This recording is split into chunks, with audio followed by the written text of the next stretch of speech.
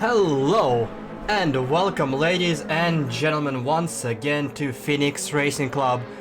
We hear the sounds, the roar of glorious DTM machinery, which means the brand new season of Phoenix World Championship is upon us. Season 2020 with the defending champion McLaren Tim and his teammate in Photon Burst trying to prove once again none of 2019 was a fluke. We're starting this season not in Hockenheim, but in a beautiful, beautiful Belgian countryside. This time we come to you from Zolder. We're gonna have 10 rounds instead of 9 this season, as you can see on the screen right now. First, drivers visited here already last season, but it was not an opener weekend and it was not the conditions they're facing today. Just 8 degrees Celsius outside, very, very windy, cold and overcast. You see over 6 meters a second winds, which literally blows your car to the side as you go on the straight. Very, very treacherous conditions they will have to face this time around. We are looking at 15 drivers on the grid today. Decent turnout, all things considered. We are just finishing the practice. We're looking at Photon Burst, the Dutchman, in his Timberwolves Mercedes. They're once again teaming with McLaren Tim, trying to defend their titles. Just a couple of seconds till we're gonna start qualifying. So as you could see, it's very, very difficult conditions on the track. The cars are exactly the same as they were last time around. But we have more competition, more quality drivers, more races, and new format. This time we're not gonna be having two 30-minute races plus 1 lap. We actually are gonna have the new sprint and feature race format for this season. We're gonna start with the qualifying, which will define the grid for the first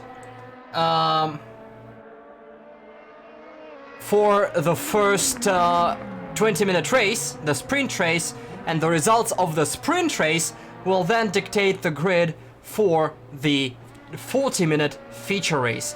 No pit stop necessary. Pit lane is open, but no mandatory pit stop in the sprint race, but there is a mandatory tire stop in the feature race. And once again, there are no tire warmers, so the first lap of the race and the first amount of time after the pit stop, the drivers will have to endure the actual cold tires and the treacherous conditions associated with them. The car is very slippery, understeery, oversteery, everything steery, but not steery where the wheel is turned. As we're waiting for the last drivers to complete their setup laps before we go into the qualifying, couple of drivers ready to go. Lots of drivers complaining about the winds already. It's definitely gonna be really, really difficult as we are waiting for the green flag for the start of the qualifying.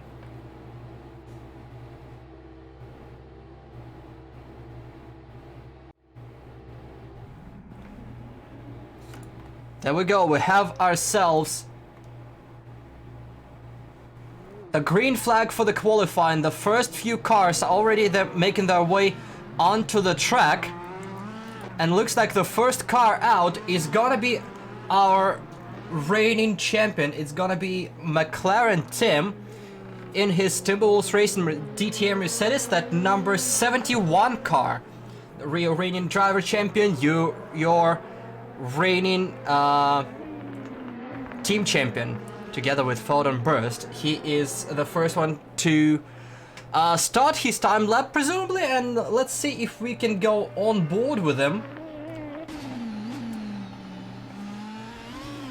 and watch the, well, basically the first timed lap on this circuit in Phoenix World Championship 2020. So he completes the installation lap. This is also very important, not just to, you know, bring the car healthy to the line and start the lap well. It's also extremely important in terms of warming your tires.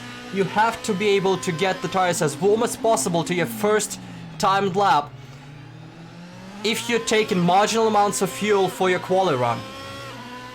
There are two options. You either have a lot of fuel and you have either ruined tires or full tanks when you do your quick lap, or you have empty tank, you just have one attempt to make this stick, which might mean you have tires that are too cold for the conditions. And here's McLaren team on his first flying lap, the first corner, the left-hander into the right-hand sweeping turns, actually a couple of them even going through, and then we see the DRS flap, the green blip on his dashboard means the DRS, the rear flap, is open. It's unlimited use in the qualifying session, and after this we end the never-ending sequence of the chicanes. All treacherous, all can throw your car around, and all can invalidate your time if you put too many wheels outside the track boundaries, which are defined this year by just white lines. The curbs are not the extension of a track anymore, so putting all four wheels out is an automatic invalidation of your lap time. Crucial, crucial, crucial for qualifying, especially that short, especially with plenty of drivers on the track. McLaren team goes through the right-handed hairpin, which leaves him only a couple turns to go, which is basically an extended chicane, which is incredibly bumpy on exit. You have to stay a little bit wider at the exit of a right-hander here, otherwise you're gonna endure those bumps on the inside. They're extremely, extremely heavy. And now he completes his first flying lap, and we don't see the time on the board. And not having the time on the board means he must have extended the track limit somewhere, which invalidated his time. This is what we're talking about. Even the fastest make little mistakes here and there, which make it very difficult. We switch further onto the grid as we hear the sounds of gravel. Means somebody is off the track a little bit as first drivers complete their timed laps. The first count laps are Mr. Grider and the man in your picture right now, number 15 of Gemini from Total Downforce Racing, who completed his first flying lap of 1:25.978. If we can look at the results of the previous year as the drivers keep going through their qualifying, the race 1 qualifying pole time was 1:23.763 set by McLaren team. It looks like the drivers are not gonna get there in terms of time just because of the track conditions, but you can see the difference cold weather and wind makes. We are so far more than 2 seconds off our time as Mr. Grinder over there sits in the gravel trap.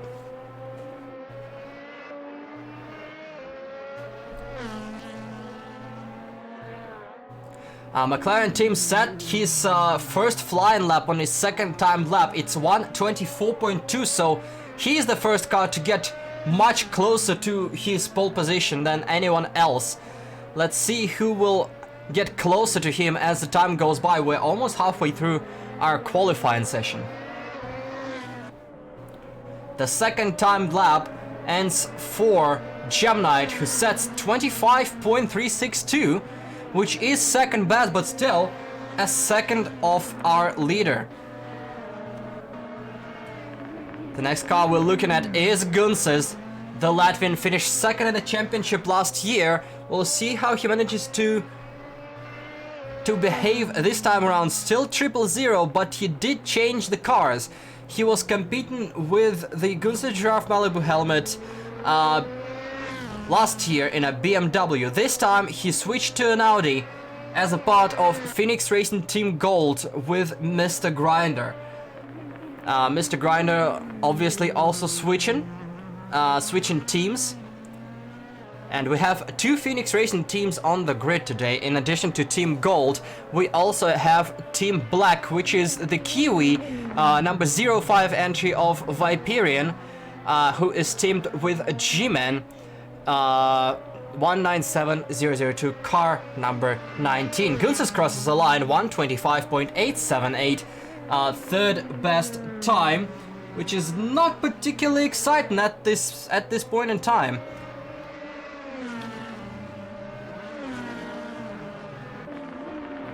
Looking at more cars here and there trying to set times on the back straight. This is G-Man we just talked about in a PRT Black Audi.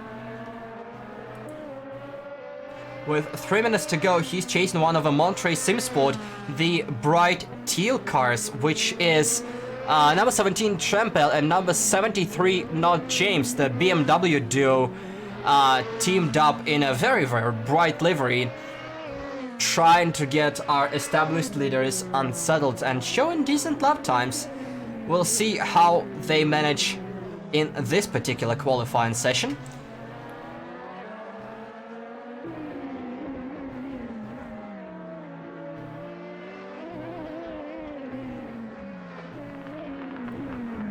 Still about 3 minutes to go. We have Martin to do 4. Getting better lap time, but Neon Tiger gets an even better one and jumps onto the 6th position right now out of 8, as G-Man sets 155, which is no representative of a pace. I reckon he just pulled out of his fast lap, waiting for other cars to pass before trying an actual lap. We do have 14 cars on track today. And so far, I'm looking at 1, 2, 3, 4 drivers not setting fastest laps. One of them is this car 17 by Trempel, who is not going to be setting fastest laps anytime soon if he keeps abusing the track limits like that. We are still waiting. There is Photon Burst in 2nd place with 1.2 second gap. He's not on the timing table just yet, but it might update anytime soon. I do have the times on my internal table. We're waiting for times from Trempel and Baxi 97, the 68 machine, who's about to cross the start-finish line now, and he sets 8th fastest with 1:27.2. Not all of the drivers are showing up on the display for a small technical issue. That is okay. We'll keep you guys informed of how the things are going. McLaren team meanwhile upgrades his time to 1:24.060, which is now just 3/10 slower than his pole lap last time in different weather conditions. We do have 12 representative times right now, just 2 drivers on the pit lane. Making 3 drivers on the pit lane. They're not gonna set any fastest laps as we're entering our final minute. We do have Gunses, Not James, Marzen, and now SBD on the pit lane. They are done, but more and more cars crossing the start-finish line. They will all have more attempts. Mr. Greinau pulls onto the pit lane as drivers finish their last fast laps. The next car that's gonna cross the finish line is actually gonna be Baxi, I believe. I know, man, we do have Viperion that is about to cross the start-finish before Baxi. He sets a lap time, and that's 12 best for the Kiwi. We switch to the Hungarian 68 machine, who is the next in line. Right behind him is Trempel, who needs to set a lap. He is right behind, but for now, Baxi is across the line, 8th fastest.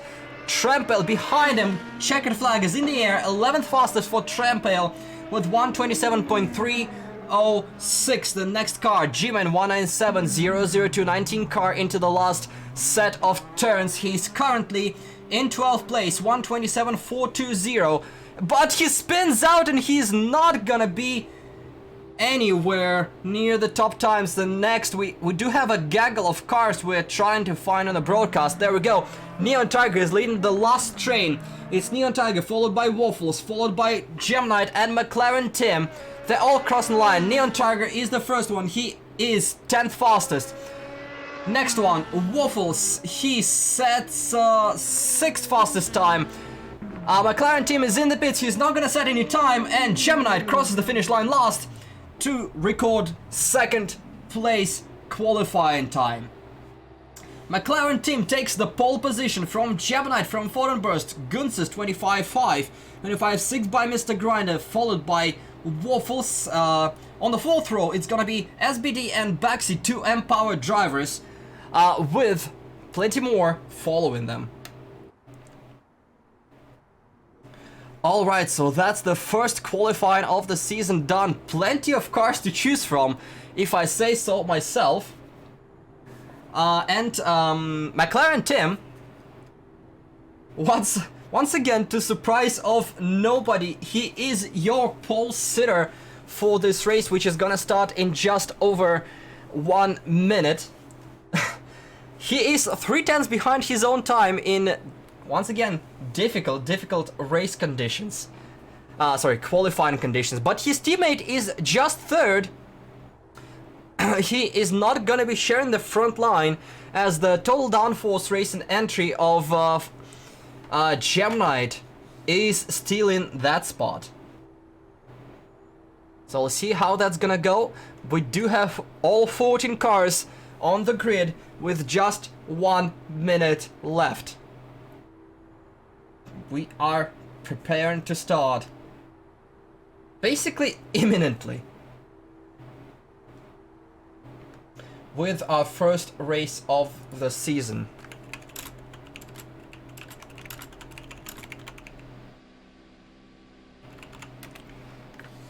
Here's the driver cam of our pole sitter. This is what he sees. Plenty of free real estate in front of him and no cars. Let's see if he manages to maintain that separation from the entire field as we're getting ready to go. The lights are gonna shine bright on this track in just a moment. A 1, a 2, and 3. Look, but never stare as the lights go off in a moment. And we go racing in Phoenix World Championship. Off the line go 14 machines. McLaren team holds the inside. Decent start, but even better from his teammate. Fordenburst in the second. Gemini goes a little bit wide. There is a problem for him on the cold tires. Gemini is in the gravel and he spins out and he is almost in last place, and he is in last place. Gemini is stuck in gravel. Terrible start from total downforce race and entry. He lost all the spots and then some, as he is already 12 seconds behind the pack. What a disaster for him. Meanwhile, McLaren team saved his pole position, followed by Fordenburst Gunzes in third, his teammate Mr. Grind in fourth. So it's a 1-2 for Timberwolves and 3-4 for PRT Gold as drivers try to navigate the first narrow chicane, exchanging positions in battles all across the field. Looking at more drivers entering the second chicane, it's really tight. You gotta be careful all the way through, otherwise you're gonna get cut off, picked on, or flat out dumped. As we continue onto the hairpin, we're ending the first lap. Just 20 minutes. Cars are wiggly. Just 20 minutes plus 1 lap to figure out where you're going. So if you have a move, you better use it now. We do have a couple of cars off. That's Marzen and what looked like Gemini coming through. Marzen just turning his car around. So there was a spin, and we're unsure if there was a crash between them. Looks like Marzen spun out all on his own and now 10 seconds behind the nearest rival. Speaking of nearest rivals, Gemini, who qualified second, now has to get past pretty much the entire field to get some points back. His first victim has to be this guy right ahead. It's gonna be Neon Tiger in a BMW. We do have packs all around the place. We're looking at this three-way battle. That's SBD and G-Man with let's see, who is that?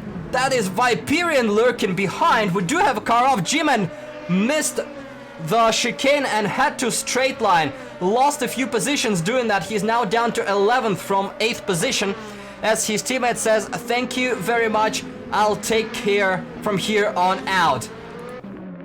We're going back to the battle for third position. This is Gunses being pressured by his teammate, Mr. Grinder. Psychedelics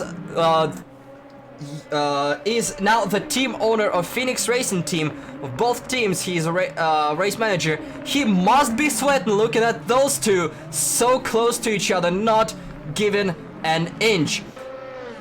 So far, we do have the three teams that might be duking it out amongst themselves. We have a 1-2 of Timberwolves Racing, we have a 3-4 of Phoenix Racing Team Gold, and we have 5-6 between those two.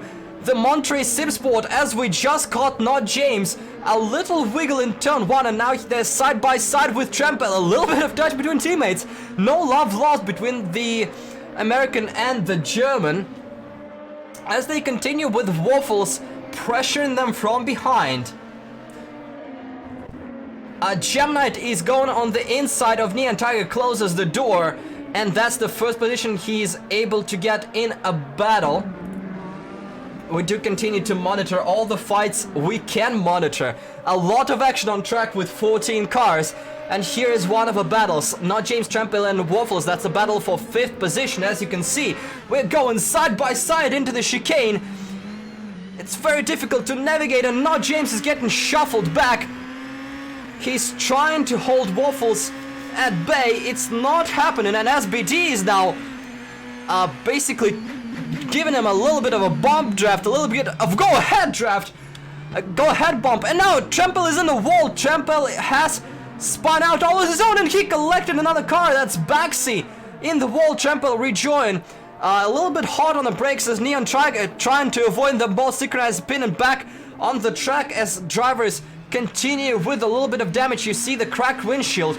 It was all going off there, with a little bit too many drivers trying to get too close to each other. That's the first pit stop of the season. Now James, once again, no pit stops required in this race, but there must have been some damage to that Monterey Simsport entry, and it looks like he is done for the race. Baxi and Trampel are both onto the pit lane as well. Let's see if they retire their cars or if they continue racing after the pit stop. Every position counts, as that will define your place on the grid for the next race. Let's see if they are able to fix their damage and get back on track. Meanwhile, on the racing track, we do have a few battles. G-Man and Gemnite. Gemnite, who is now enjoying his free passes through the field. Now going, fighting for 7th place, catching up to Viperian. So that's two teammates chased by Gemnite as we go on board with the American, trying to catch those two. We have to switch though, as we have more racing, as that's SBD and Waffles, and looks like Waffles is on the inside for the last turn. They're going side by side. Waffles a little bit too hard, but SBD also hopped the rejoin on the wrong side of well, on either side of the concrete blocks, and they're still racing as they exit the last corner into the first corner, but now letting their opponents close by. This time they stay on track. We have to look back. Gemnite made a pass on Viperian together with G-Man, but he is looking to pass the other PRT black car. This time around he's incredibly sideways. Holy mother of God. Meanwhile, we do have a battle for 2nd place. We have to switch to that. That's Gunses and Photon. Gunses tried to get past Photon, but Photon retook the position. And now the Latvian is chasing Photon. He must have made a mistake at some point, because now McLaren team is miles ahead. But Gunses is applying pressure with Mr. Grinder not too far back. Battles all over the field. And we do have this big battle now, as due to Waffles and SBD duking it out, this pack of G-Man, Gemnite and somewhat Viperian, who is slightly fallen off, but still in on your screens, are duking it out. Gemnite trying to get inside of G-Man and get the position. They're still side by side, not the best track cameras available, but we see Gemnite emerging on top before the last chicane. Will he be able to stop in time? No, he won't. He has to take on the gravel and that will compromise his time and speed, and now he is passed by both PRT black cars, and back to 9th place he goes. He just finished his overtake, but it's all back to ground zero. SBD made a little bit of a mistake going a bit wide in the gravel, and now he has to defend from G-Man, who is looking for the inside line. We're gonna have a couple of right-hand turns here, so let's see if he's able to get something done. No, SBD closes the door on him, and nothing there. We do have a bit of a gaggle. Viperian now has pressure from ahead and behind. He was looking for a move, but G-Man saves it, and now he has to navigate the turn side by side with Gemknight, who is trying to be a little bit more cautious. Meanwhile, both Baxi and Trampel rejoined the race after they got their damage fixed. They're about 20 seconds behind the next car, who is Marzen, as you can see on our timing board. So we have 13 cars still in this race. McLaren team firmly in the lead of the race. But then we have battles all over the place, and one of them is happening right here in front of our eyes. That's Viperian and Gemknight. Viperian a little bit unsettled out of a turn, and he basically gives Gemknight his position on the silver platter and drops down to 9th. So the next target for the American in the 15 BMW is gonna be G-Man. Gotta have to try again. Meanwhile, in this battle for second place, Gunses is still trying to battle Photon, and still no cigar as they approach what would be, trying to figure out where they are. That would be the first chicane of the track, as we're gonna go on board with the Latvian and see how it sounds from a cockpit as we go and enjoy pure sound.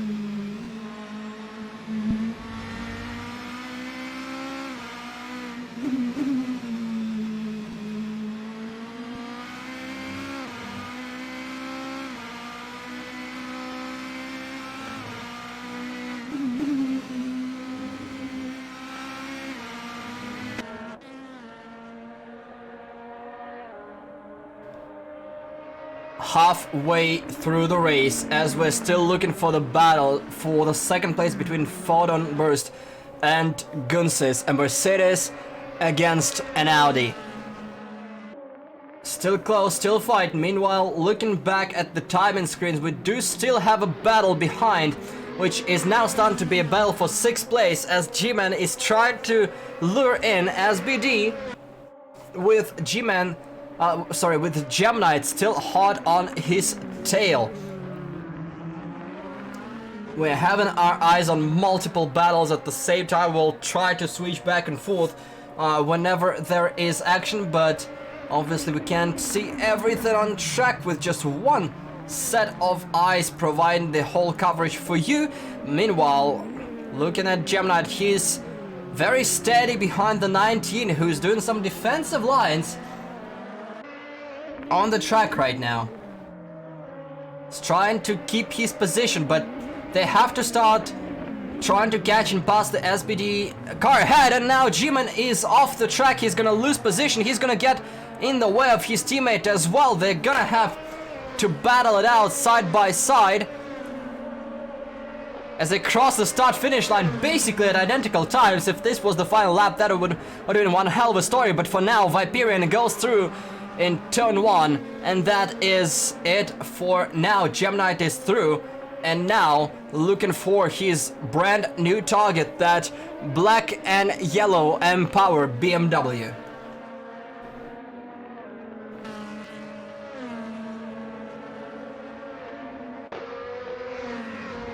back to this battle pack we go. We do have a message from race control that there was a bit of a contact between Fortenburst and Gunsis. Nothing terrible between them, but what is good news, that's good news for P4, Mr. Grinder number 20, who is now joining this little battle pack, saying hello, how you doing, may I get through, please. We'll see if there will be any team orders in Phoenix Racing Team Gold, as Gunsis has been trying to get past Fortenburst for quite a while, and see if he will let Mr. Grinder try, or if he'll still sit back and try to do the job himself. A little bit of spin further off the track, that's Trempel from the last place, spun again in the final turn. He's nowhere near competition, so we'll leave it at that. Unfortunate victim of the hairpin wreck early in the race, had to pit for some repairs along with Baxi. Now Trempel is the first car one lap back as McLaren team gets around him. What that also says that this whole battle pack is 15 seconds back of Trempel, so if he falls off the pace or has a spin again, he might get in the way of this trio. Meanwhile, Gemnite is closing in on SBD, but not particularly fast, still more than a second between them. Remember that there is still a gap of DRS usage, so Gemnite will have the drag reduction system available to him whenever he chooses. We do have a battle between two PIT black cars behind as well, as they navigate yet another chicane on that track, which is a phrase I can repeat for pretty much each corner on this track. 25 flat for Gunsis, which is the fastest of the trio we were following. Fortnell lost about half a second, but he still has the track position, which is the most important of this stage of race, as we have 5 minutes plus 1 lap to go. The car 19 is looking hard all over his teammate. Let's see if he can find some place to go around him. Viperian has the track position, but doesn't necessarily have the speed. 7/10 slower on this lap, which allowed him to close the gap. Marzen is off the track and he's spinning. Buxy goes through. Marzen is off the track in the hairpin. He's trying to rejoin. There is your leader. There's McLaren team coming by. Marzen is very slow. He is basically stationary on track. There he continues letting Trempel by. Looks like that car is severely damaged, but I don't think it was in any condition to race as it was. We continue to look at a couple of battles still happening on track. This is still a battle for podium. Mr. Grinder, the German, is the only outsider of the podium right now, but he will have to get past his own teammate to get there. So far, I believe Psychedelics would be shouting in their ears to get past Photon and make sure the entire team gets by in one sweep. There is Marzen and Trempel racing each other for 12, as Trempel had enough somewhere. But now they're straight ahead, right there. They're side by side ahead of a bunch. The blue flags must be waving hard for them. They gotta get out of the way. Oh, this pack might have something to say. G-Man gets past the Viperian, but we have to stay on this battle right now, as the lapped cars might have some significant impact on how the podium is gonna go. Fortenburst is right behind. He is going for a pass, but will the 22 car yield for the rest of them? Fortenburst gets by. Marzen stops, but he stops almost on the apex, slightly getting in the way of the last car. They're all safely through, but it might have impacted their times. The next car is a 17 of Trempel. He is still in front of him, and he is still might be an issue. He goes outside. He basically goes off the track, trying to let 2 cars by, and he's trying to actively get out of the way, but he can't stop too much because Marzen is right behind him. It's still a battle for position. It's still a battle for that extra point. It looks like the cars are through, and out of this exchange, Fortenburst gained a large gap of 1.5 seconds for the last 2.5 minutes plus 1 lap. The field stretched just a little bit. Because of that, Mr. Grinder is probably the biggest loser.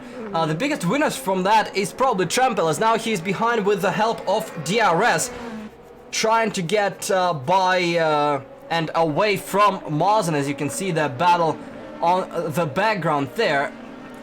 Meanwhile, SBD and Gemini hot in pursuit.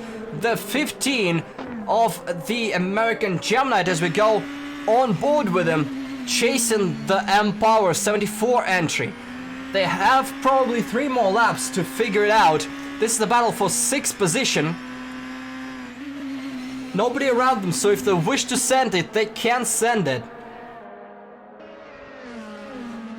There is Waffles right in front of him. That's the next car for position, but that's a pretty large gap between them.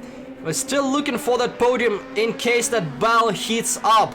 Still about a second between everybody in that train, so there is a decent gap. Decent gap involved in this exchange.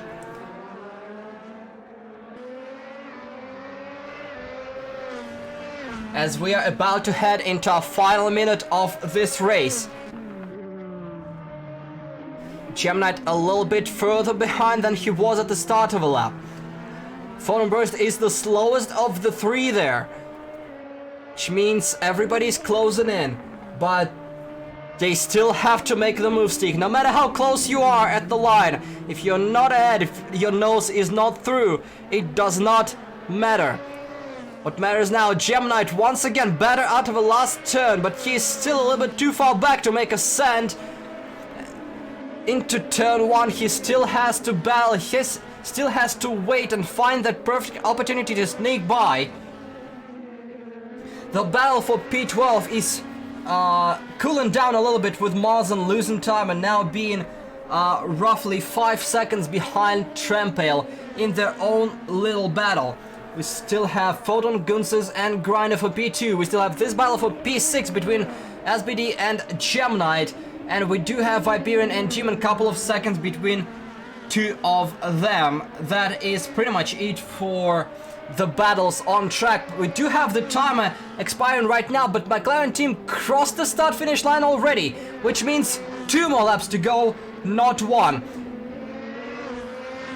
Number 15 and number 000 will be the ones to thank McLaren team if they finally get their moves done, as they have an extra lap to do so. Everybody pretty much holding station. Photon gaining a little bit against Guns and Mr. Grinder.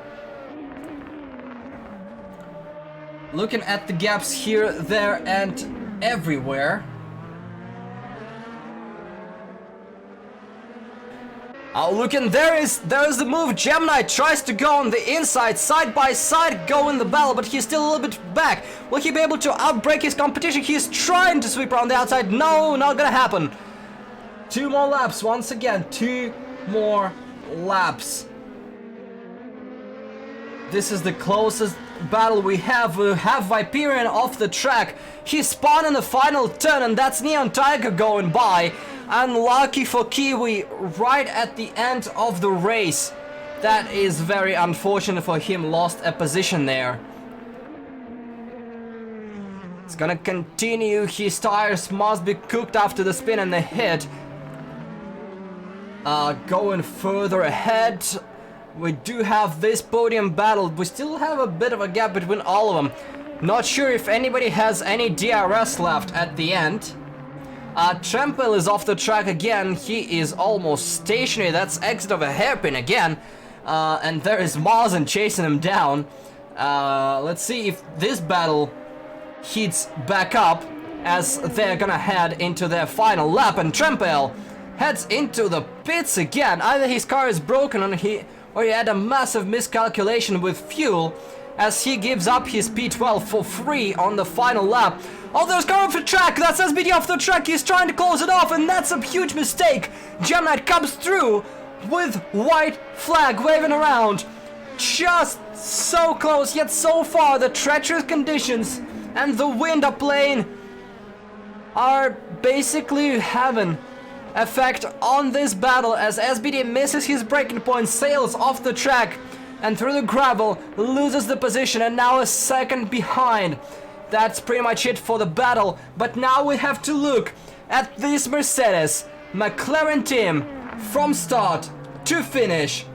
Absolutely phenomenal as he crosses the finish line and claims his first victory of 2020 season. Your reigning champion and race winner, McLaren team. Back we go. Second place is gonna be Ford and Burst, and behind him pretty much everybody holding station. As Guns, oh no, Guns is off the track. Guns is off the track in the last turn, and that is disaster for the Latvian. Absolute choke with a slight sprinkle of commentator's curse as Grinder steals the podium with the huge facepalm from the team manager of Phoenix Racing Team Gold, as one of their drivers absolutely bowls it in the final turn. SBD with a complimentary gravel chip at the end, once again finishing 7th on the track, and we have a few more cars finishing the race at the end of the pack. And pretty much, unless something ridiculous happens in the last seconds, we do have McLaren team in first place, getting yet another victory, adding it to his collection. Fodenberg, his teammate, in second. Mr. Grinder in third. Gunses missing out on the podium on the last corner of the race in fourth. Waffles in fifth. Gemnite recovers from a spin in turn 1 in sixth. SBD in seventh. G-Man finishes eighth. Neon Tiger ninth.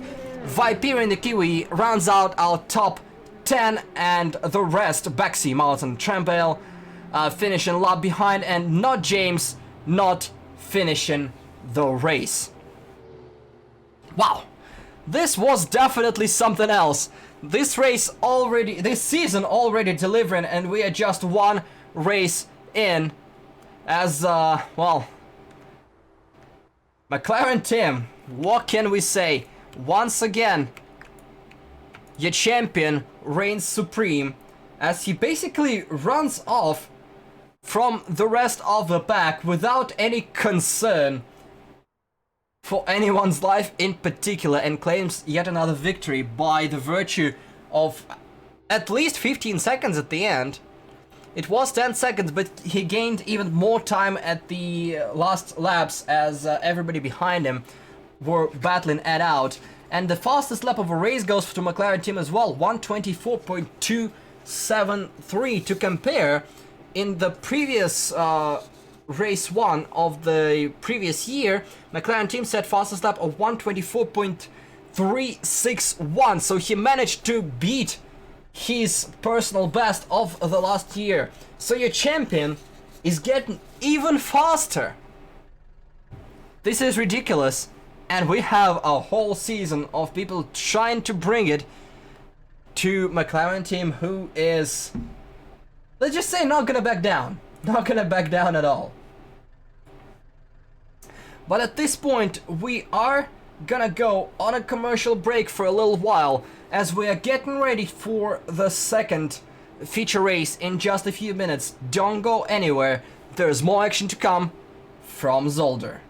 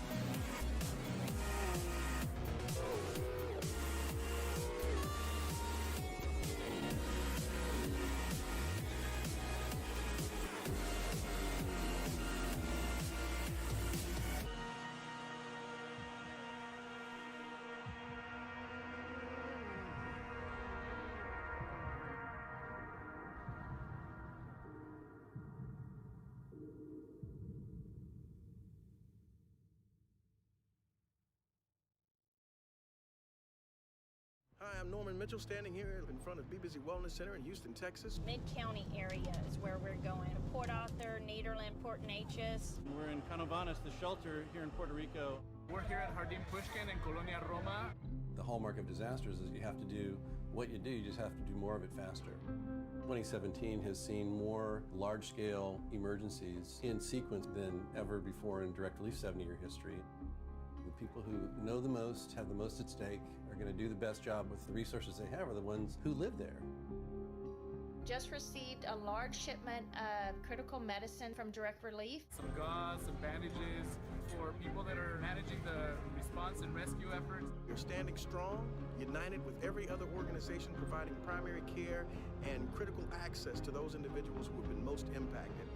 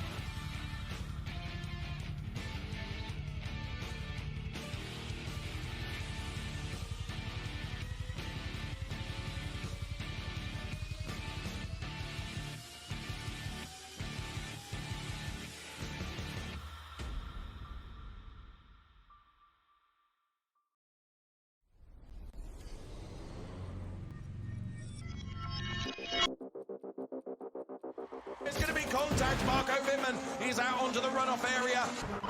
Go fully into my car. Keep going. So this is extraordinary.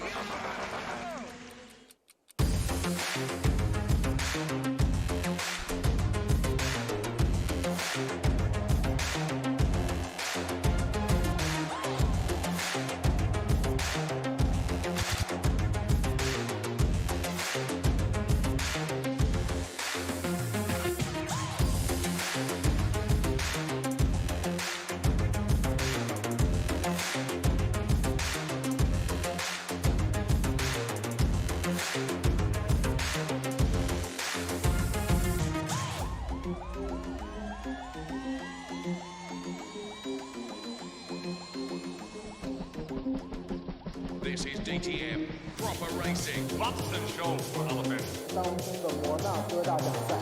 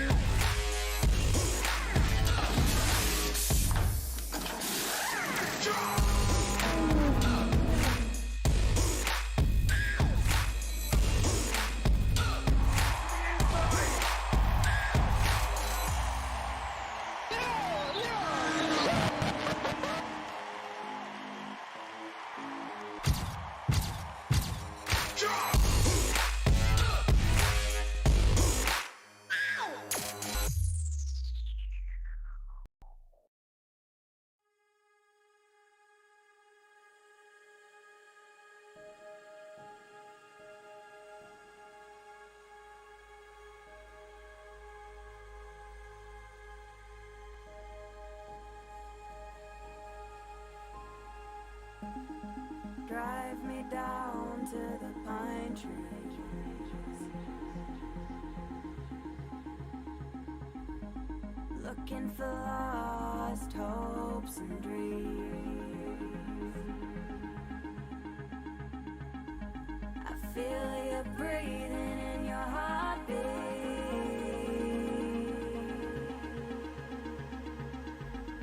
spinning tires set alight.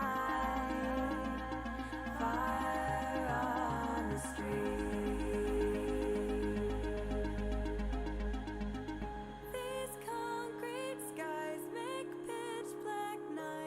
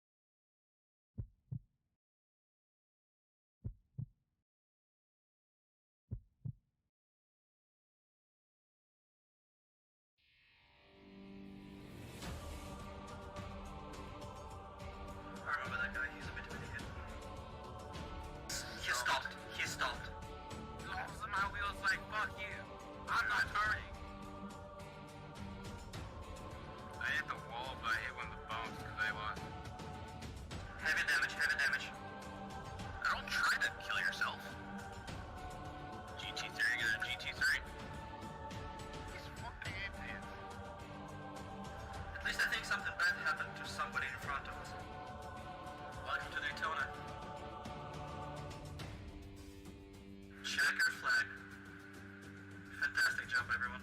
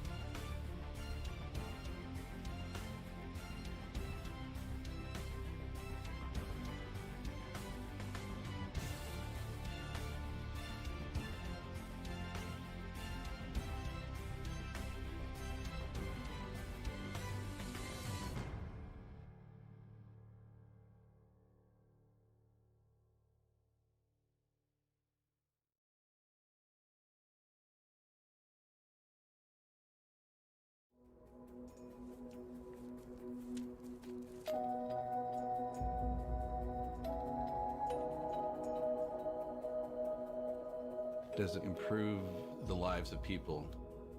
That's the true measure of any technology or any new investment. And you hope to God that basic core human element is never lost, no matter how technologically advanced we get as people. So the human case has always been strong for what direct relief does. People who are poor or stuck in these terrible circumstances need help. That basic idea to listen, not impose, to be respectful and not arrogant is still as valid as it was in 1948. Principles really don't change, and I think direct relief, fortunately, started with good ones of being open-minded, kind of big-hearted with respect to people's needs, and hard-headed when it comes to other people's money.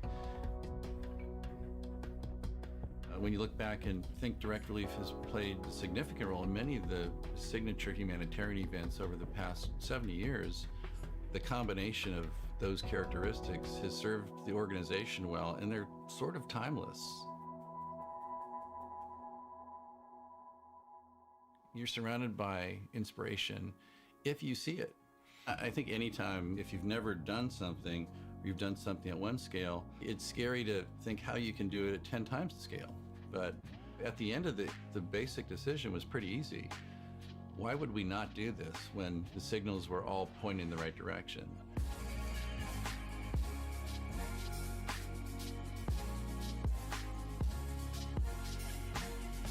The dedication of the building is really a rededication to the cause, to the idea, and a commemoration to the people whose generosity made it possible.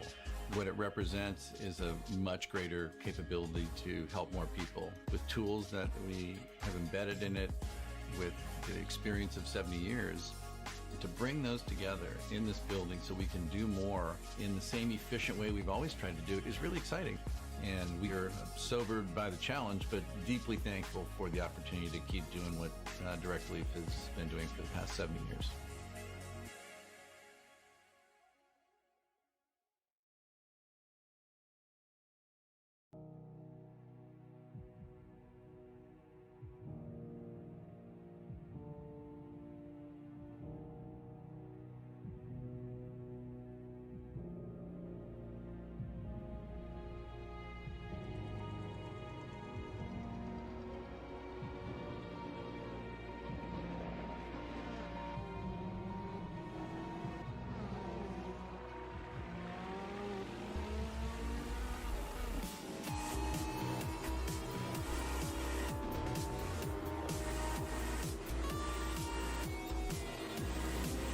Hello and welcome back to Phoenix World Championship. We are almost ready to start race number 2. We do have the grid still forming up. We already lost one of the drivers as looks like James is not going to be joining due to technical issues. I'll remind you once again of the weather conditions on the track.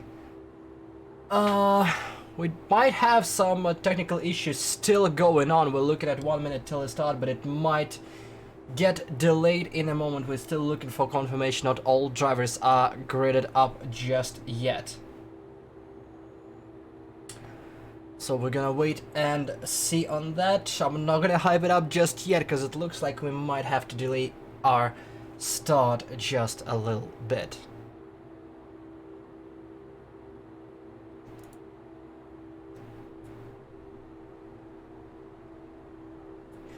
So the second race, it's gonna be a 40-minute plus 1 lap race with a mandatory stop. So we're looking at cars are revving up. We do have the lights, but I believe we're not gonna go just yet. Not quite sure what the ruling is at this point. The lights are on, the cars might be going. We're going now, but we're still waiting for the word from race control. But as we go now, we do have the lights off, and looks like we do have the red flag on the track right now.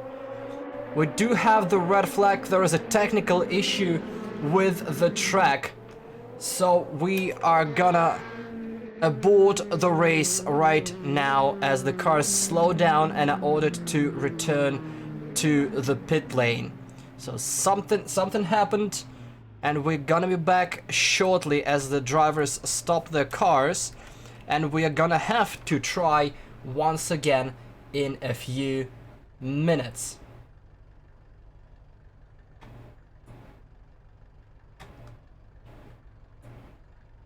Alright, let's see if we manage to do it this time around. We're gonna quickly go to yet another set of ads, and we're gonna be right back with you in a moment.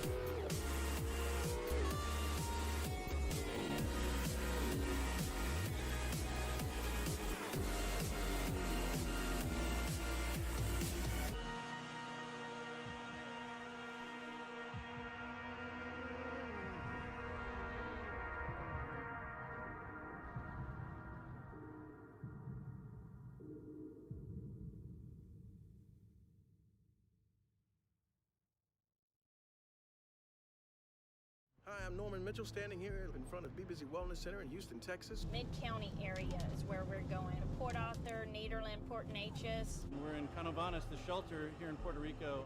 We're here at Jardín Pushkin in Colonia Roma. The hallmark of disasters is you have to do what you do, you just have to do more of it faster. 2017 has seen more large-scale emergencies in sequence than ever before in direct relief 70-year history. The people who know the most, have the most at stake, are going to do the best job with the resources they have are the ones who live there. Just received a large shipment of critical medicine from direct relief. Some gauze, some bandages for people that are managing the response and rescue efforts. You're standing strong, united with every other organization providing primary care and critical access to those individuals who have been most impacted.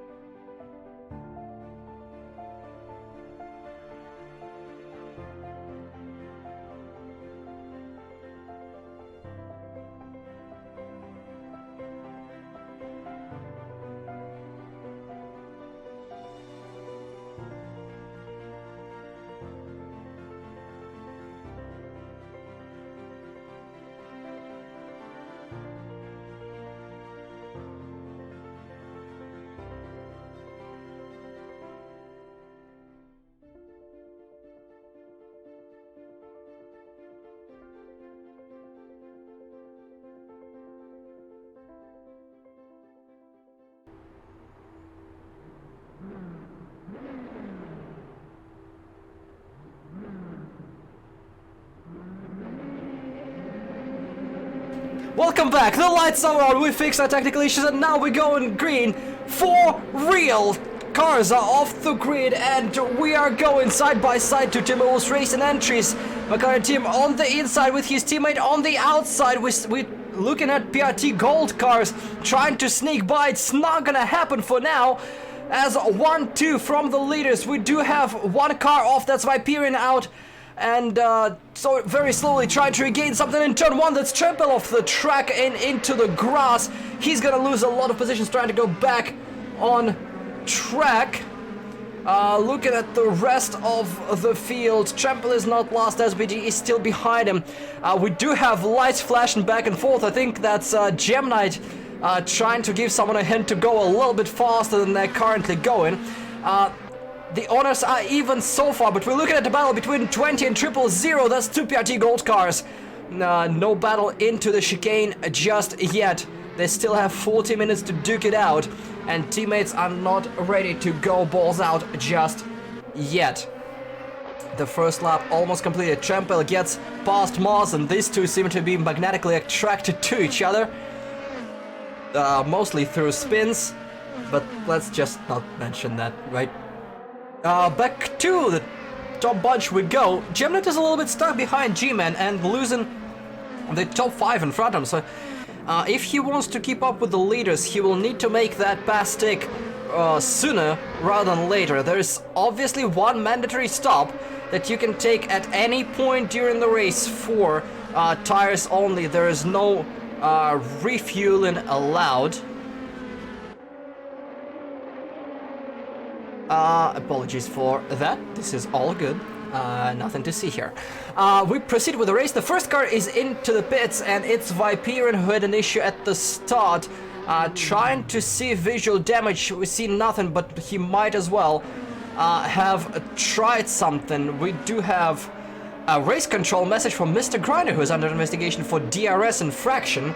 So possibly there is gonna be a slap on the wrist or a time penalty after the race. We'll have to wait and see. It didn't take long for them to for race control to start heading those out. We do have yellow flag in sector 2. That's gonna be Viperian rejoining the track and probably doing that in an extremely slow manner, maybe even tagging the wall, which triggered the yellow flag. He is now back on track on a stone cold tires, while the rest of the pack proceeds onto the end of their second lap. Still pretty much bunched together. Gemnet made his way past G-Man and now closing in on the top bunch. The gaps are sort of equal between everyone at this point. Tim is slowly building the gap to Photon, who is slowly building the gap to Gunses, and so on and so forth. We'll see if there's gonna be someone real soon to break this order, get close and try to get a move done. And it looks like it might be Waffles here, as we see him really close to that number 20 entry of Mr. Grinder. I don't think there's gonna be a move in this chicane just yet, just because it's not really an overtaken spot. If you're brave, you can go there, and we've seen moves being done, but it's a narrow spot, and both of you are gonna lose time if you do try to go side by side, which is probably suboptimal given that number 15 car of Gemini is right behind them and trying to chase them down.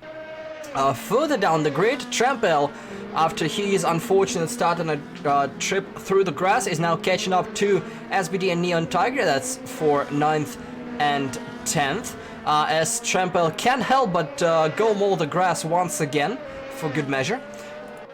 Meanwhile, between the leaders, you see still within 1 second, we do have a battle for 5th as Gemini and Waffle side by side heading into the final chicane. Gemini goes round the outside, all out of shape, but he makes the boosty, closing the line and not letting Waffles through. Waffles is still hot in his draft, looking for the inside line. Will he be able to just outbreak him? Round the outside goes Gemini, but a little bit too hot, and into the gravel he goes. Lose position 1 and 2 and 3 as Baxi goes around. Let's see if Baxi can hold on to that place. Gemini is on the inside, but that's a little bit too optimistic, and Gemini loses 3 positions in 1 turn. The American has the speed, but he might not have the ability to stay on the gray stuff, for the lack of a better term, to keep him in this battle. Meanwhile, there are more battles going on right behind them as SBD is catching up to Neon Tiger. Behind them once again there is battles. As soon as we turned away, there is Gemini and Waffle side by side. Baxi got past them both, so probably something happened to Waffles while we were watching something else on track, as he now falls all the way back to 8th place and duking it out with Gemini. He's sending it down, but manages to stop it in time. Waffles is under investigation for DRS infraction. Might have clicked it one too many times on a lap, or might have clicked it a little bit too soon. We don't know if DRS has been activated just yet. We're gonna wait and see. The lights are severely blinking on that 15 car, who really wants past but doesn't have the space just yet. Everybody else holding station for now. Behind them, SBD and Neon Tiger really close to each other, with Trampel closing by as well. Viperian is the only car that elected to go onto the pit lane early, so he is out of the picture for now, with Morrison spinning early on, being 9 seconds back of everyone. Looks like the gap kind of stabilized. We're looking further back, and that's Trampel hunting down Neon Tiger, who's also closing the gap on SBD. So that's gonna be a BMW trio, basically, working together and trying to catch up to the rest, or maybe working against each other in a moment and getting a pass done. We'll see what Trampel wants to do. He still really likes that grass on the left side, exiting the second chicane. Maybe there's more grip there. I don't really know, and I'm too afraid to ask at this point. We continue. McLaren Tim posts 124.830, which is the new fastest lap of the race, and building the gap to Fordham Burst just a little bit more. A little bit of gravel touch from someone as they cut the final turn to the extent of their abilities. Great stuff from Waffles, 26.9, which means he will generate a bit of a gap from Gemini and close Baxi down. Baxi himself is chasing G-Man for top 5. Great stuff from number 19, Phoenix Racing Team Black member, who among the Soul clusterfuck at the start managed to survive and so far claim P5 as we're almost a quarter through this feature race. Still a few close benches. Mr. Grinder is not letting Gunsis go that easily. He's still trailing his teammate as we go on board with the German. Let's see if he uses DRS this time around. Yes, the DRS is open once again on the dashboard. In the bottom right corner you can see the green little indicator, the green rectangle, and when the DRS flap on the rear wing is open, it lights up in green. Drivers have 12 laps rather, to use DRS, and 3 opportunities to use DRS on each of their laps, entirely of their choosing. the DRS automatically closes upon application of brake pedal or upon the repeat press of the DRS button, so the drivers cannot just leave it open, and I don't think any of them would risk going into a turn without rear downforce, but they're free to try as much as they can. As that, I think we have a collision, and we do. That is trampale off the track, and it might be a result of an issue with Neon Tiger as they were close to each other. Looks like the message from race control coming through that it might have been on his own. Trampale just lost, and Neon said thank you very much, I'm going by. So Trampale lost time once again. Not sure if he collected the wall there or if there's any damage on the car. We'll see if his pace drops or if he's able to close Neon Tiger down once again. Meanwhile, still a few battles. Basically, this is the whole entire battle pack from 5th to 9th, as we see just 4 seconds between G-Man in 5th. And here you see all 5 cars in the same shot. And G-Man in 9th, just 4.3 seconds between all of them. They're all within the draft range, or rather DRS range, maybe not draft range between 3rd and 4th there. But they're all close to each other, and once they start fighting, and that might happen very, very soon, as Baxi is now applying severe pressure to the number 19 Audi, it might help the guys behind to close the gap and try to make their moves. We saw a little bit of a windshield crack on the 68 car. There was contact with someone at some point on that vehicle, but seems like there is not much damage, and Gem Knight is jumping onto the pit lane.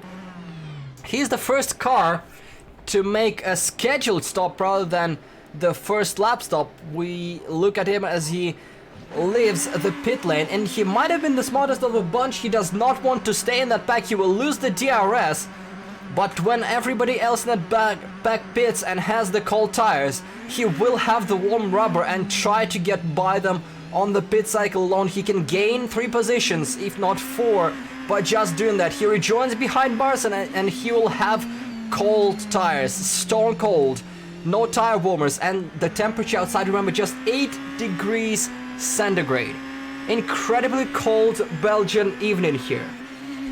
So it will take a huge while for the tires to heat up as we stay on board for a little bit with the 15 car to see just how much more difficult it is to drive these cars on cold rubber. You see his wheel in the chicane, just trying to make as little movement as possible to try to not upset the car at all. But once he applies a little bit of a throttle, the car just goes a little bit. He has to lift, has to just wait a tiny little bit extra for the car to rotate and stabilize. And you saw him trying to clean the tires and warm them up just a tiny bit, even on the pit exit. And now you see he missed that hairpin. It's all an effect of cold tires, and it's not just exclusive to the 15 car. Pretty much everyone will experience that difficulty to one degree or another. Everybody will have to drive on a very, very difficult cold tires. So when everybody pits and Gem Knight approaches them on warm and race-ready tires later in the race, he might have a severe advantage which can help him get past.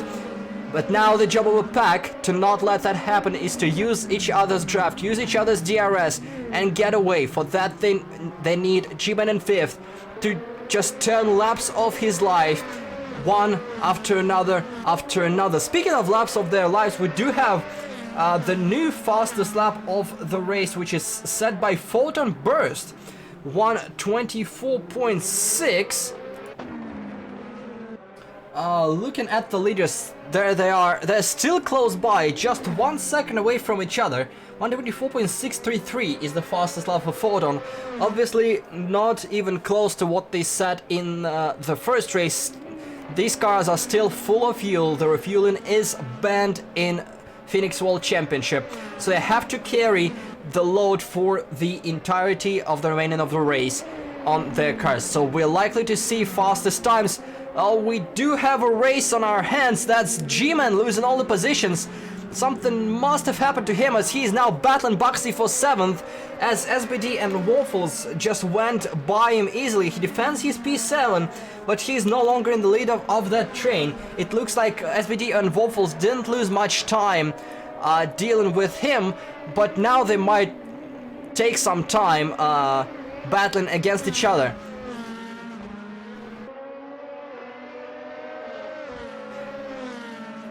So, race control message, there was contact between those two you see on the screen battling. Baxi and G-Man slight tap in turn 1, which caused both of them to lose some time and space, but they're still close to each other. But Baxi goes by and past G-Man.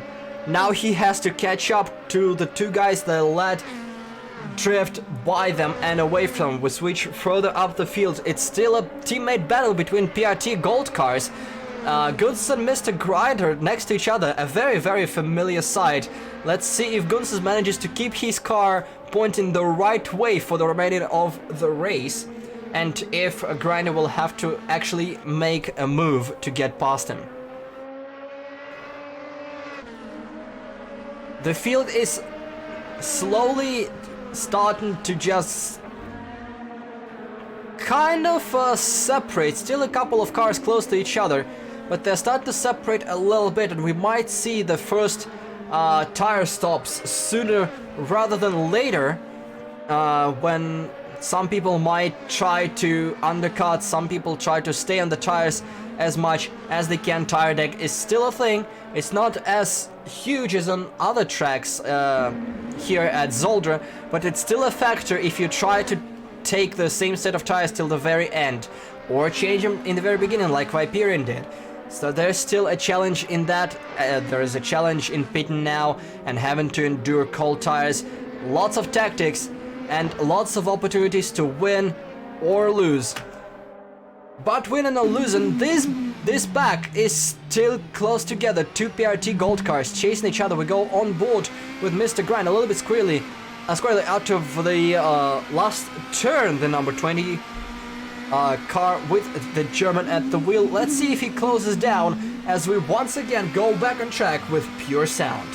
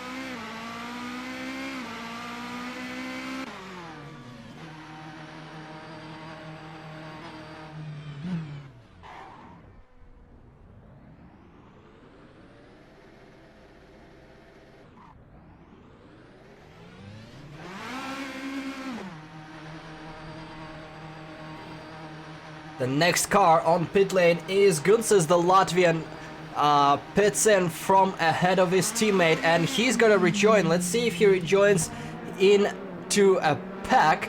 He's now leaving the pit road, and this is a very, very difficult and narrow pit lane exit, so he has to kind of filter in. He tries to filter in between Baxi and G-Man, but the tires are incredibly cold, so he falls back behind G-Man. Trample in the pits as we speak. So now Guns is stuck behind two drivers. He's actively trying to warm his tires. He just going back and forth on track since there's no competition for him. But once he warms his tires, he will have these two in his way. He will have DRS, but he'll need to dispose of them quickly if he doesn't want Grinder to basically go ahead and have a lot of free real estate to pass him and basically overcut him, simply as that. Looking at Champel's pit stop, he is rejoining about 10 seconds up the road from Viperian. He will need some time to warm his tires up, and we'll see if the Kiwi catches up by then. We're still monitoring the battle here as Guns is still warming his tires. Oh, he's on the grass, please. The Latvian is taking it to the extremes. We do have a race control message under investigation refueling. I believe this is an automated error since he is not even in his box. He's in his box now.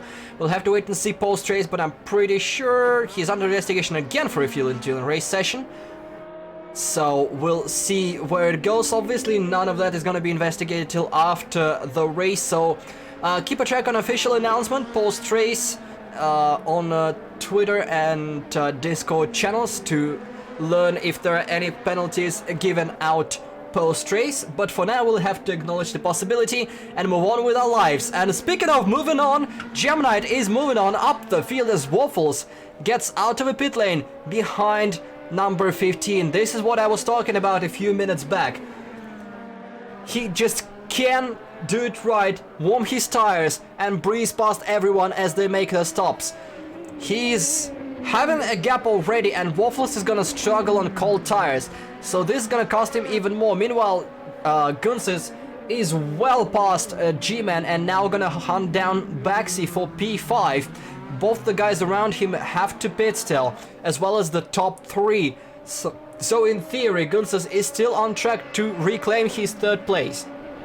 I don't think he'll be anywhere near these two.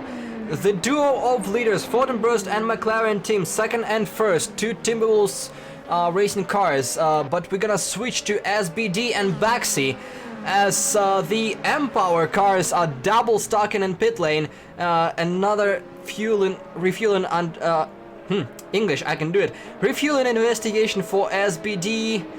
Once again, nothing more I can say right now about it. Might be an automated message. An automated message for other cars. We'll see if it's legitimate or not after the race. Champel gets past Mazen. And let's see where SBD rejoins. He rejoins right in front of Gemini. Gem is behind, but he will have warm tires and all the power in the world. And he just breezes by, able to slow the car down and turn better than his rivals. McLaren team is in the pit lane. Fordon goes for another lap, but our leader is in. Here we go. We're just halfway through the race.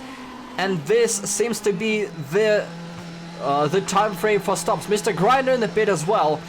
We're not gonna have much information on McLaren team rejoining, so we're gonna go on board with Mr. Grinder, as it will be interesting if he rejoins ahead or behind Gunsis, who had to waste a little bit of time dealing with traffic, but now his tires are warm and ready to go. This might be interesting in just a few seconds.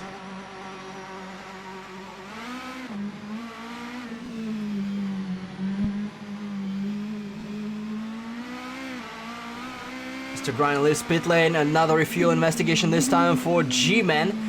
Let's see where he is. Where is Gunsis? Gunsis is behind, and Gunsis is not in the picture yet. There he is. There is a second car. You just saw the glimpse of him back there. So it's a solid 3-second gap for Mr. Grinder, but he's on all tires. He's doing the same trick, waving back and forth, trying to get some temperature back in those tires. Let's see if he does it fast enough. G-Man is dropping down the order behind Waffles and Baxi after the pit stop on cold tires. We have to go back to this battle. This might be a resolution for a podium battle, another refueling investigation that I'm pretty confident at this point this is another technical error on the reporting software, so we're gonna go ahead and ignore it until further notice. We'll see where Mazen rejoins in relation to Viperian, who pitted early in the race, and they seem to have well, as I say that, Viperian just sails by while Mazen is still in pit lane, so much for the same pace. Mazen is dropping down to 13th place, the last car still going. But we have completed one lap after the stop, and Mr. Grinder still with a comfortable gap over Gunsis. We're looking at least a 2-second gap. So Grinder might have just played it perfectly with the pit stop and gained himself a podium position. Looking at the fastest lap, nothing changed. Photon still on all tires. McLaren team still warming up his. So we gotta wait a few more laps to see if new tires will give new fastest laps as more cars cross start-finish lap for yet another time. There is a battle for 8th position. Waffles ahead of Baxi, just about 1.5 seconds between them. As we finish cycling through our pits, there is another battle. Gemnite ahead of SBD, as we do have Photon Burst now in pit lane. He was in second place, 1.5 seconds behind McLaren team. Let's see where he rejoins now. He exits his pit box, slides his tires out of the pit box. It might lose him some speed right then and there, but it might be slightly beneficial as his rear tires are spinning hard, which also means they are warming up a little bit. He will not have the front end grip, but he might have some rear grip, as we do have McLaren team really close to him. Where is he on the screen? There he is, and Photon rejoins behind him, a couple of seconds behind him. So great work by McLaren team at the stop, generating some extra gap on his teammate and possibly dropping him completely off the DRS range. There is a car of Viperion in front of the leader that will switch and see if he's gonna give way easily or be in the way. 4.3 seconds gap between McLaren team and Photon Burst right now, so no more DRS for the Dutchman. Neon Tiger is one of the last, if not the last car to visit the pit lane in this race. He's in pits now. We'll see where he rejoins on our timing screen. Meanwhile, easy job for our leader to get past. There is Neon Tiger exiting the pit lane. He is now in 10th place. We'll see. G-Man goes past. The next car would be Trample, but he's still solid 5 seconds back. Let's see if we will spot him on this camera angle as Neon Tiger goes out. Not just yet, about 7 seconds between them, so I don't think Trample is gonna get close enough to challenge Neon on cold tires. Speaking of challenge, Gemnite is under fire from SBD. The Hungarian chased him down and will try to make a move sooner rather than later. 13 minutes, 40 seconds, plus 1 lap left in this first weekend of Phoenix World Championship season 2020.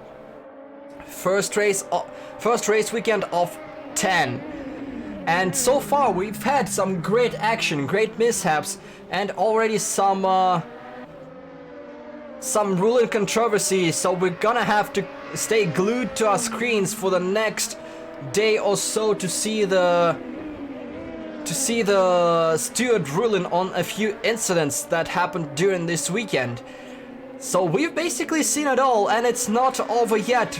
Battles all over the field, including this one we're spectating right now as we go inside the cockpit of the 74 amp power BMW, chasing the number 15 tall downforce racing driver.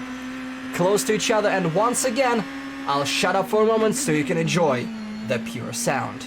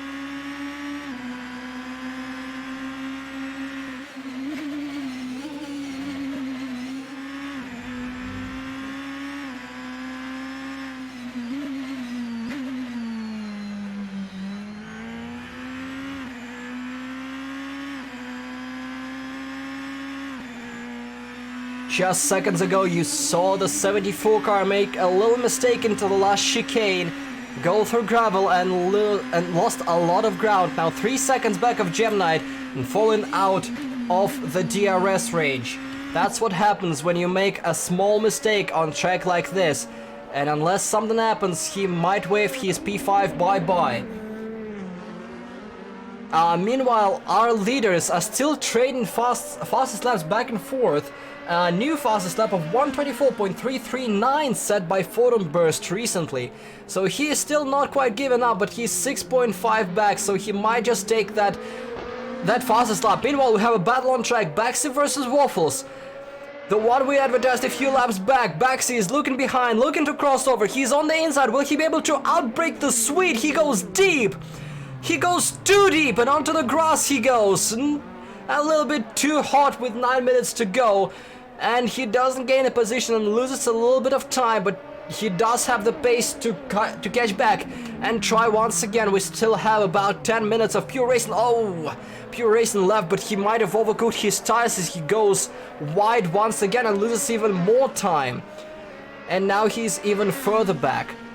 Speaking of losing time, Mr. Grinder been doing quite a lot of that. He had a comfortable 3-second gap to his teammate, but now as he took his time to warm up his tires, the gap is back to 1 second, and the Latvian is the one in the popcorn seat. So basically the roles switched, the team stayed. So we'll see for the last 8 minutes if the Latvian can pressure the German into the mistake, or if he can make the pass stick cleanly. 24.5 for Tim, 25 flat for Photon. Photon managed to get that one lap, but since then he's been losing time to his rival and his teammates. So it might be the first weekend sweep for McLaren team. I say totally not trying to jinx him. Preemptively sorry if that ever happens. 1.2 between teammates of PRT Gold. Behind them a huge gap to P5. Gemknight and SBD 3 seconds apart. Then further 10 seconds back is Waffles. A battle pack of Baxi and G-Man now close together after Baxi's mistake. Then Neon Tiger and Trempale close together. And behind them we do have Monson, who's now being stuck between Gemknight and SBD. And Viperian, who is between the PRT Gold and a Photon Burst. There we see Monson being passed by Gemknight, and the next one is gonna be SBD, who now kind of thinks Monson's for free DRS if he elects to do so, but he will have to get past the Brit to get to Gemknight. So it might be a blessing and a curse for the 74 car after his little mistake earlier on. We'll see how he manages with that. Looking at the timing tower, great track awareness and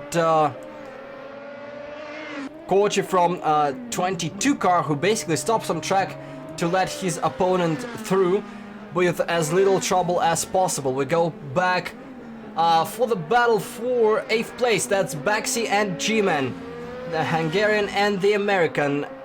Empower, BMW and Phoenix Racing Team Black Audi in the battle for P8. They're close together and G-Man has been closing in. We'll see if that will help him any over the next 6 minutes plus 1 lap, and as this is exactly how much time is left, as we are getting closer to the final laps of the race and the resolution of the weekend. And this is a good time to remind that once again, for the second year in a row, we do have the charity partner in Direct Relief, who is helping the people in need. Obviously, with the current situation in the world and the global pandemic of coronavirus, they do have campaigns that benefit people in need globally due to this, as well as other campaigns previously started, still ongoing, and if anything new to happen in the world with more people in need, they usually tend to jump right on it. If you consider donating, there are gonna be links in the Discord channel and underneath the Twitch stream. Thank you for everyone who considered donating, who have already donated, and with your help we are helping the world one small piece at a time. And obviously if you can donate, if you don't want to donate, just share this message, share these streams to more people, and this helps us and our charity partners a whole bunch. Thank you all very much for joining us this weekend, joining us and Direct Relief. And with the end of this message, we go back on track for the final 5 minutes of racing with the Audi hot and sniffing the gearbox of the BMW. Insanely close racing, a little bit wide from Baxi. He's using all of the available track and then some to stay ahead. This is a battle for P8, and more importantly, this is the battle for personal and team points, as we do have quite a few teams on the grid, and PRT Black and Empower might be battling each other. So every point is essential for these drivers. G-Man is looking for the pass. He is side by side heading to the first chicane. It's a very difficult passing opportunity, and he does not commit to it hard enough. He makes sure there is no contact, but he stays behind to try it once more later. Maybe in a different spot, maybe in the same spot, but there will be sparkles as they continue to either race or turn into vampires. I'm not quite sure just yet. We're gonna wait and see for the next 5 minutes. McLaren team cruising to yet another victory so far. The battle between Mr. Grinder and Guns has cooled down a little bit with 1.3 seconds between them, as we believe this is the closest battle on track right now. I'm trying to look for other competitors. Obviously the battle for 3rd and 4th is rather close, but other than that I don't see any more direct on-track battles. So we're gonna stay on that duo for a while longer until something spicier appears or we get close to the final laps. But for now, the 19 car of G-Man, the Audi, who did perform well through some troubles early on in the race, troubles in the previous race, but he is keeping now constant pace and trying to hassle the Empower BMW, who on pace has been consistently faster the whole weekend. So the American is finding his wheels at the end, and that might get him an extra position. But now Baxi is gonna get some DRS help if they stay in this position for another lap. The 19 then.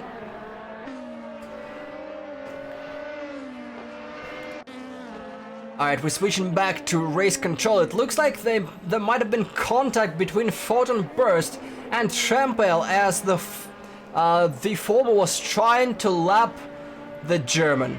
17 we see straight ahead, but Photon lost a lot of time and now he's 5 seconds ahead of Mr. Grinder. Nothing major in terms of positioning, he lost about 8 seconds from that.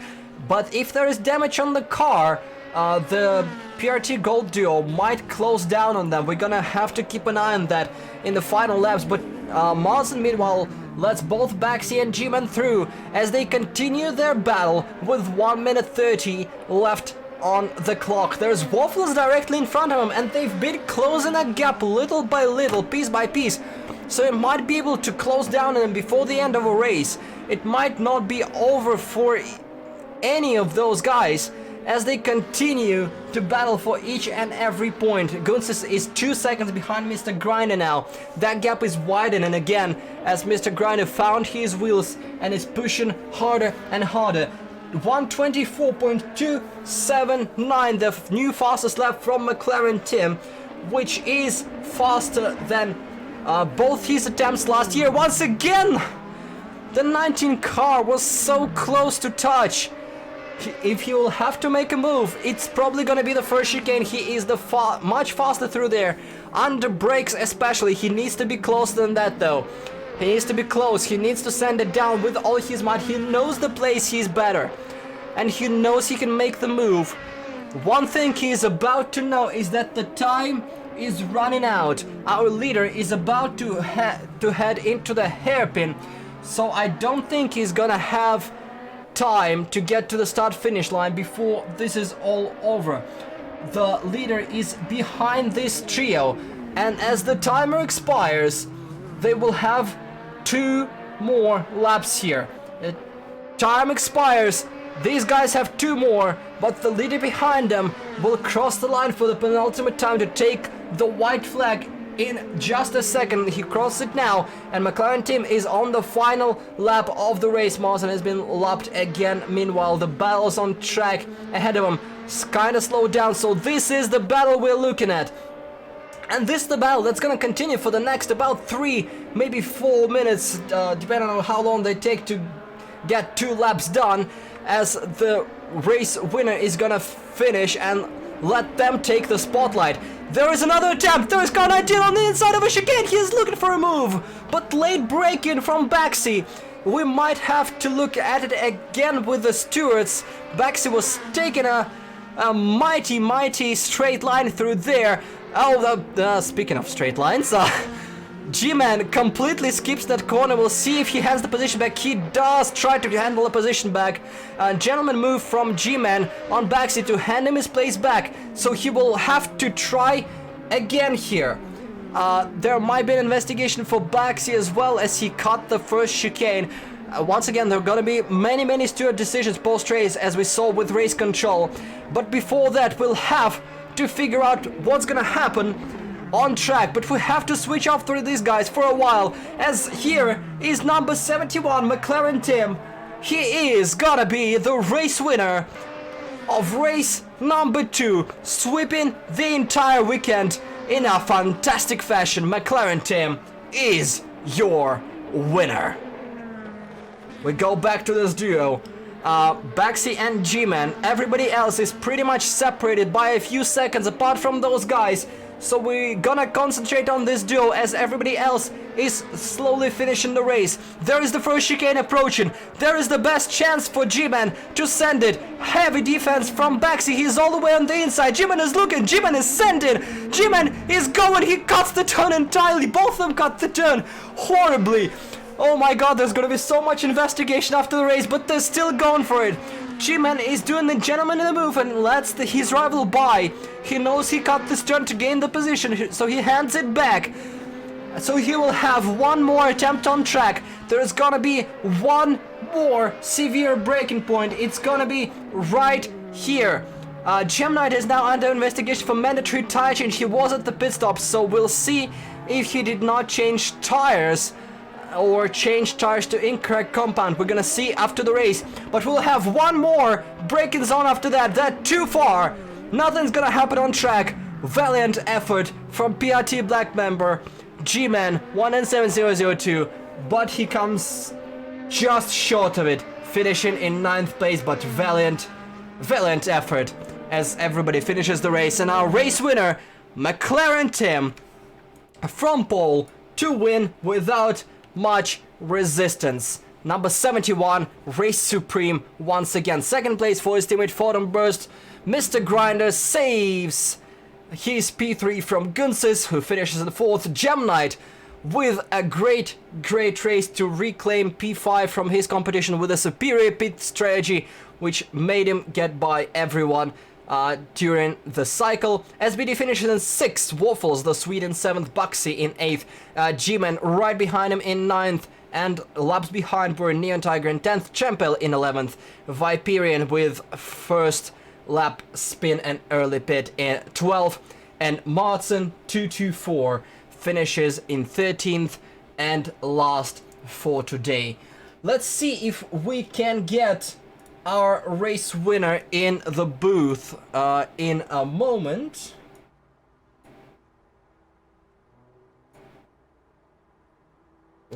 Let's see. Hello, Tim. Do you hear us here in the broadcast booth? Yes. Hey, Georgian. So, once again, completely superior weekend from you. Far ahead from the entire field, and you beat your fastest race time from last year in both races.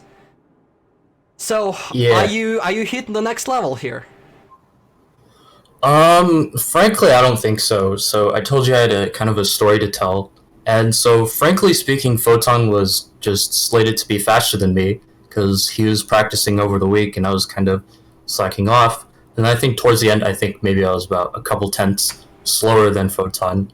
But that was until when I went into the practice server, I realized that when I was doing my setup work, the wind was set 180 degrees from where I thought it was going to be.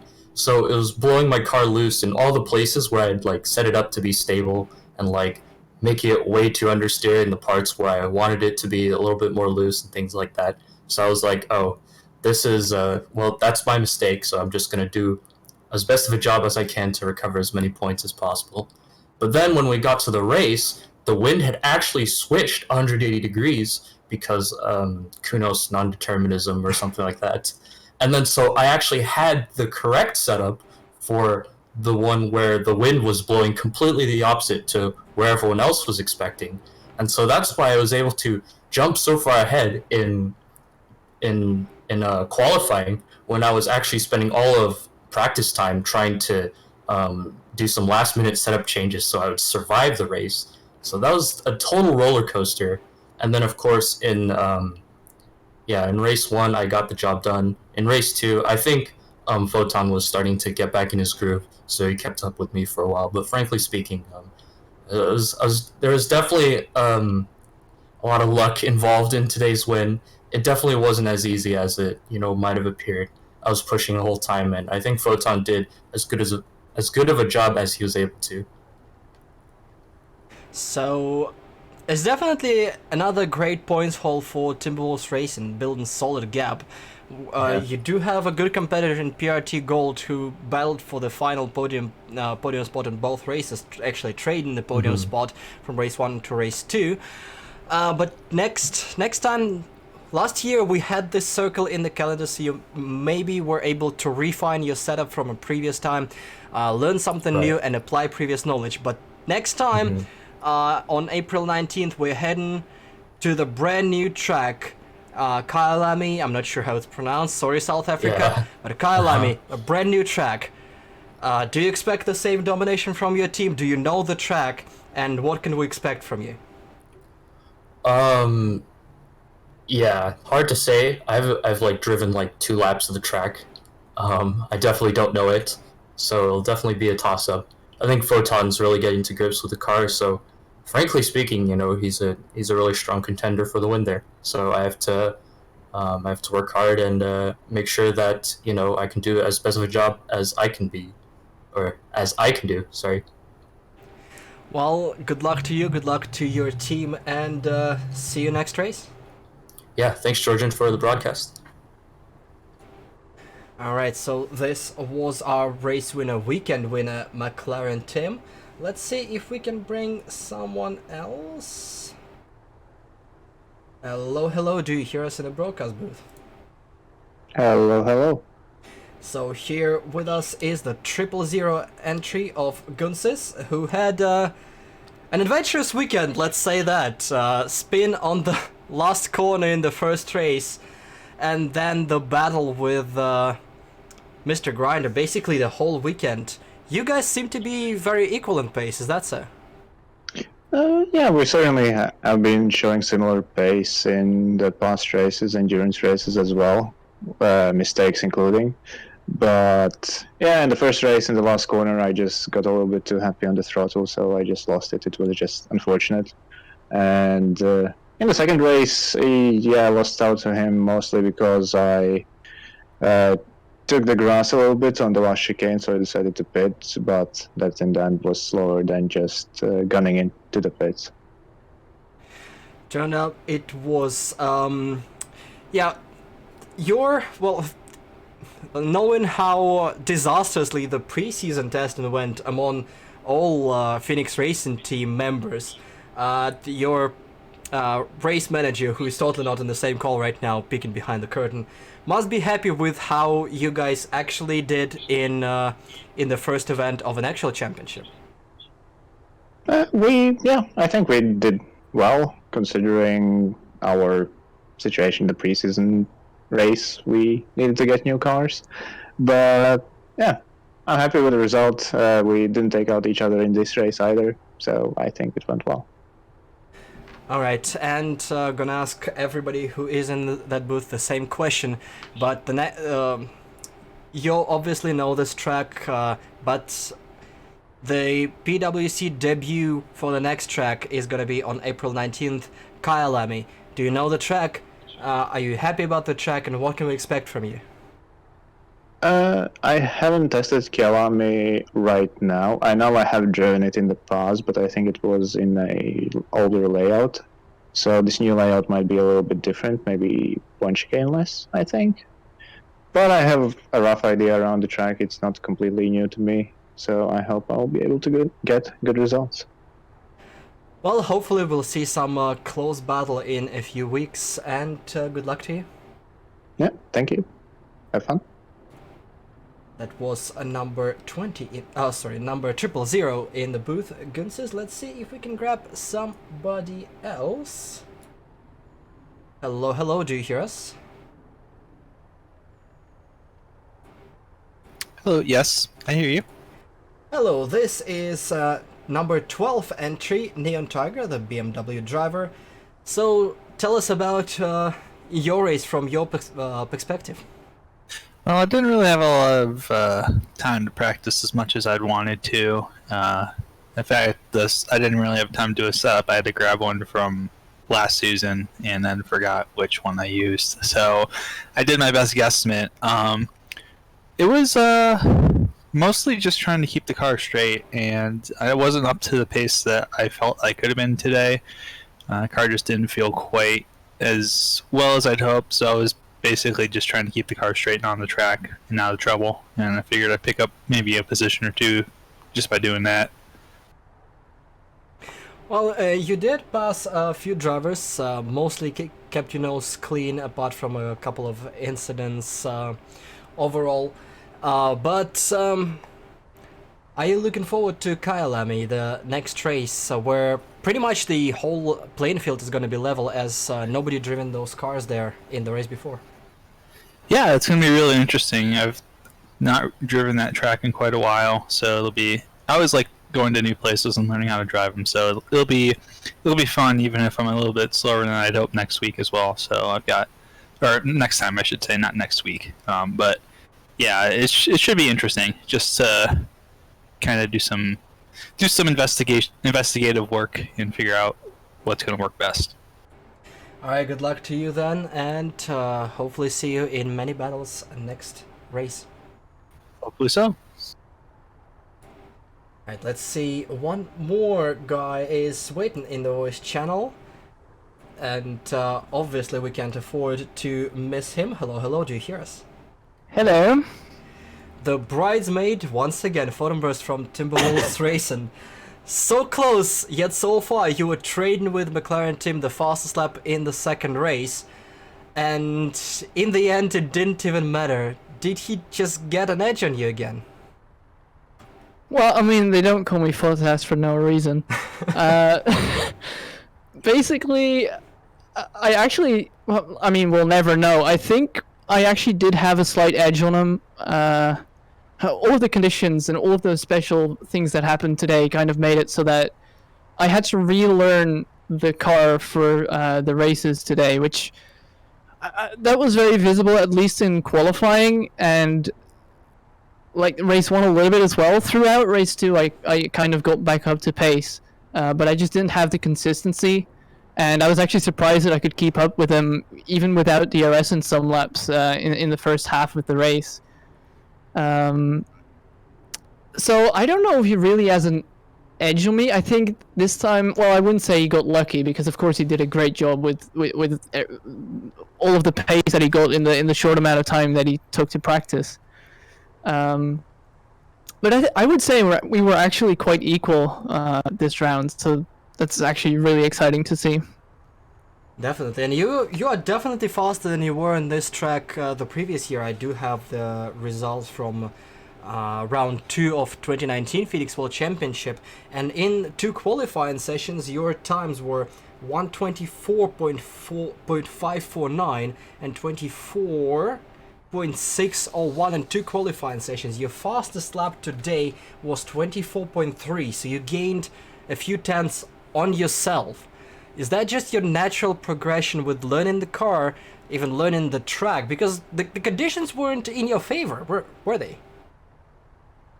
Yeah, I think that's partially. I mean, that lap was even without DRS, which is why I was so happy with it when it came on the screen. So add a few extra tenths to that. I think it's both the progression that I've made throughout the year. I've done quite a few extra races outside of PRC as well, just to sort of stay in shape, basically. Also did a lot of setup work, so I think that the setup that I had was a lot better. And I don't think I know the track better. I think it's just that I have a lot more knowledge of the car. I think it's just a line that I'm continuing from the end of last season, because I started last season quite badly because the car was just out of my control and I didn't really know what to do to really get it in line, so to speak. And towards the end of the season, I was actually making up a lot of ground just because I was getting to know the nature of the car a lot more, and I think that just translates to here pretty well. So yeah, I'm really happy that that pace really did grow, and that I got a lot closer to Tim, because of course, you know, that's the benchmark, that's the teammate that I have to beat. So yeah, and well, hopefully we see more sparks and more battles, maybe more scratches for the broadcast sake, but hopefully nothing too severe between you two for the remaining of the season. Still 9 more weekends to go, all to play for, and good luck to you. yeah, definitely. I also want to say, by the way, I shouldn't discount the people behind me either. Guntz's was really fast and also had a race before this, so he was actually probably a bit slower than he actually is on pace. I'll have to keep an eye on him. Jem was really fast in the testing as well. So there's so many people that might not have had the best weekend here, but will probably have some kind of a chance on some other track. So yeah, I'm really looking forward to the rest of the season. And yeah, good luck with the coverage as well. Yes, the field definitely looks stacked. We hope to have more battles and hopefully fresh faces battling with you guys up front, for the broadcast sake. Maybe you won't enjoy that as much, but for the greater good. Alright, thank you so much. Enjoy the rest of your day. Yep, bye-bye.